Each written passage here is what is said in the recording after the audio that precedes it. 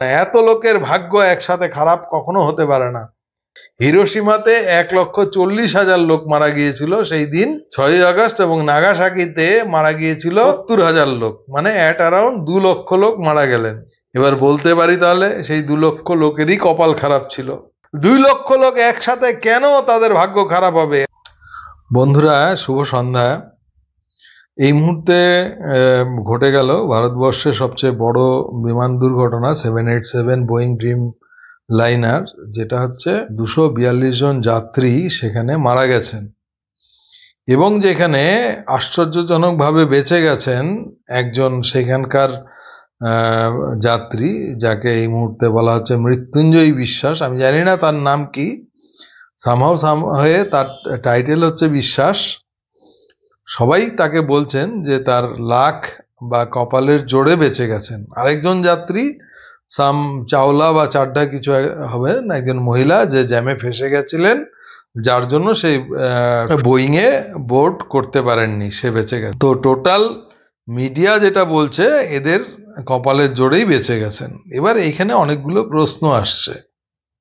প্রশ্ন হচ্ছে, আমরা যদি একদম পুরনো আমাদের প্রবাদের দিকে যাই, সেখানে বলা হয় যে বাঘের দেখা আর সাপের লেখা, মানে সাপ নাকি লেখা থাকলেই যে আক্রান্ত তাকে এসে আক্রমণ করবে, আর বাঘ দেখলেই তাকে আক্রমণ করবে। সুন্দরবনে গেলে আমরা দেখব যারা সেখানে বনকর্মী, তাদের মাথার পেছনের দিকে মানুষের মতো মুখোশ থাকে, কারণ বাঘ নাকি ওই দেখলেই আক্রমণ করে, মানে পেছন দিক থেকে মানে আক্রমণ করে, যার জন্য মাথার পেছনের দিকে মুখোশ লাগানো হয়, মানুষের মতন মুখ দেখা যায় যাতে আক্রমণ না করতে পারে।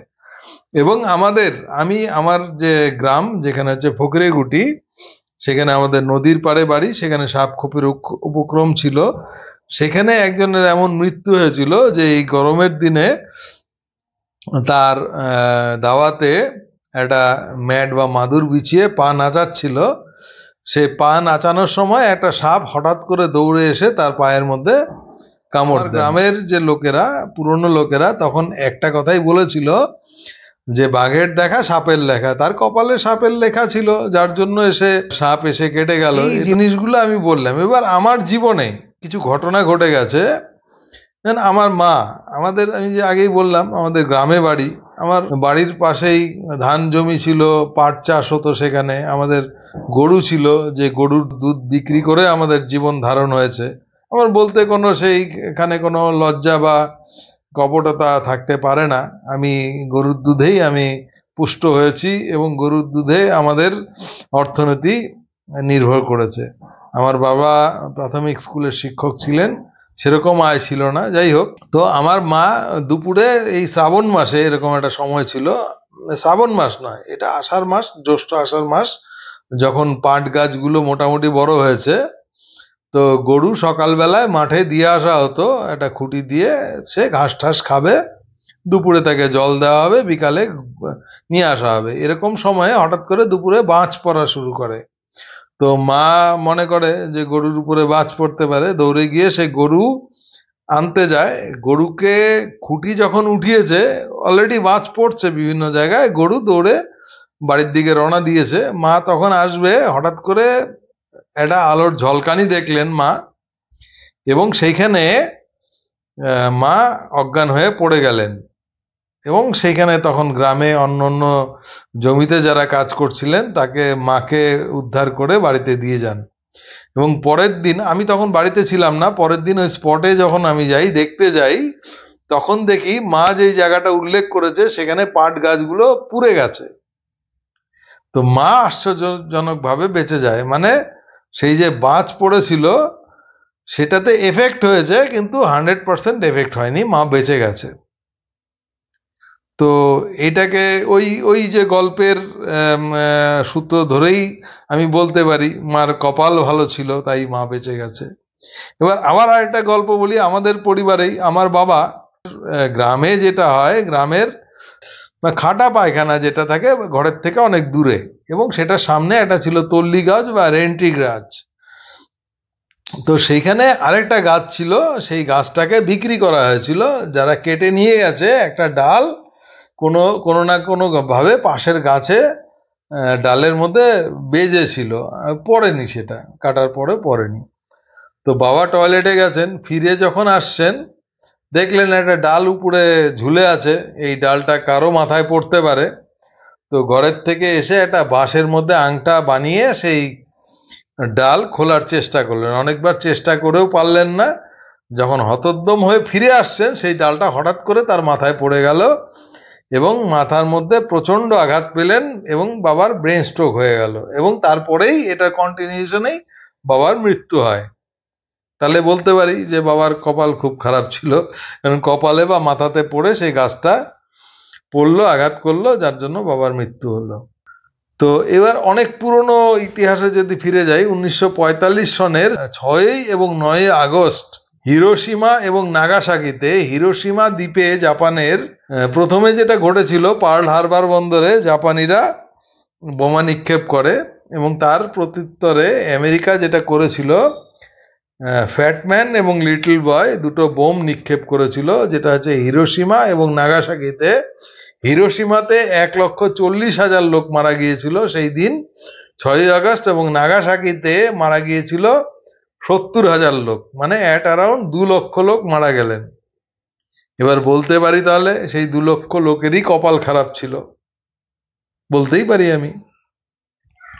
এবার এই যে অতি সম্প্রতি যে ঘটনাগুলো ঘটছে, মানে তার মধ্যে অতি সম্প্রতি যেটা হলো, এটা হচ্ছে আমাদের এই বোয়িং 787, যেটা আহমেদাবাদে ঘটনা ঘটে গেল, 242 জন লোক সেখানে সাওয়ার হয়েছিলেন। তার মধ্যে স্পেসিফিক নাম্বার বলতে পারবো না, যে এটা বিভিন্ন মিডিয়াতে বলছে 242 জন লোক সেখানে মারা গেছেন। তার মধ্যে একজন সেখানে বোর্ডেড ছিলেন, সেখান থেকে বেরিয়ে এসছেন, যার নাম বলছেন মৃত্যুঞ্জয় বিশ্বাস।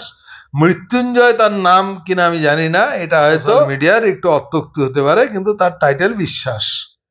আরেকজন হচ্ছে যিনি ট্রাফিক জ্যামের জন্য সেখানে পৌঁছতে পারেননি, একজন মহিলা। তাদের ভাগ্য ভীষণ ভালো ছিল, এটা ধরে নিতে হবে। যেটা বলছে মিডিয়া যে এরা খুব ভাগ্যবান, তাহলে এটা বলবো কি 242 জন খুব দুর্ভাগ্যবান ছিলেন, বা দুর্ভাগ্যবান মানুষরাই একত্রিত হয়েছিলেন সেই বোয়িং বিমানে সফর করার জন্য?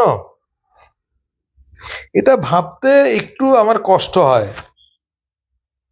আবার যদি এইভাবে বলি, যারা শাসক এবং শোষিত, শাসকরা সবাই সৌভাগ্যবান এবং যারা শোষিত সবাই দুর্ভাগ্যবান হতেই পারে।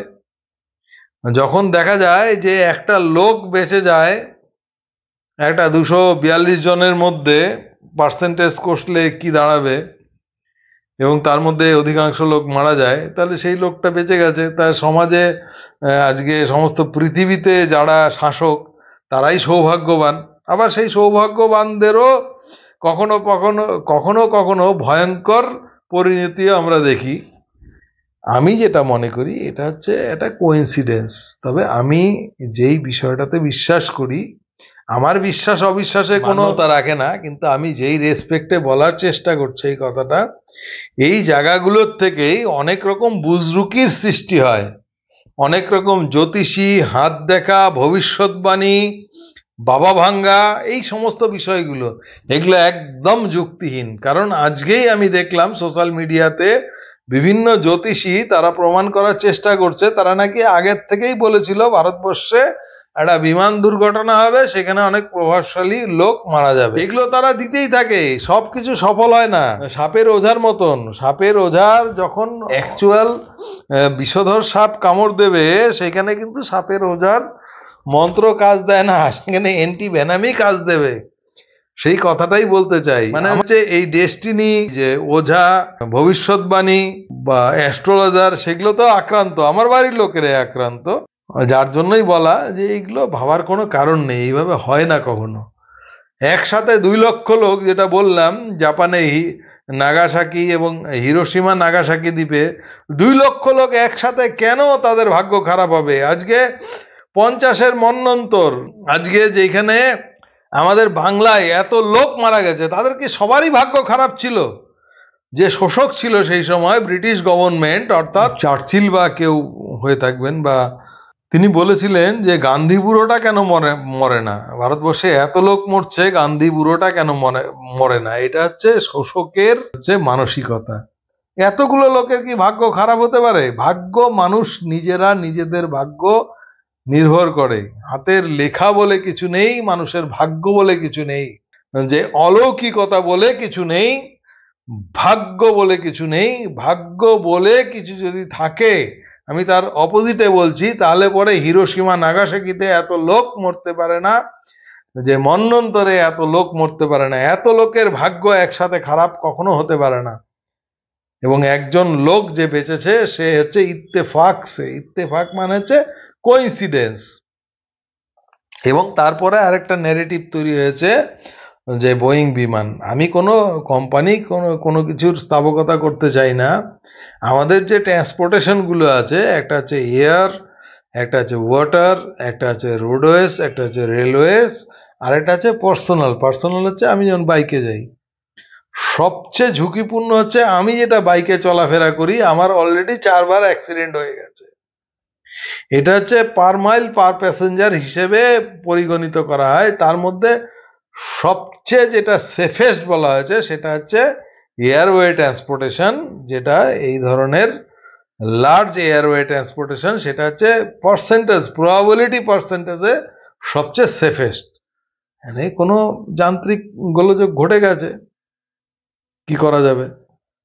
তার থেকেও ভয়ঙ্কর হচ্ছে আমাদের বাজ পড়ে একটা লোকের যে মৃত্যুর সম্ভাবনা, থেকেও কম সম্ভাবনা হচ্ছে এয়ারওয়েজে একটা লোকের মৃত্যুর সম্ভাবনা।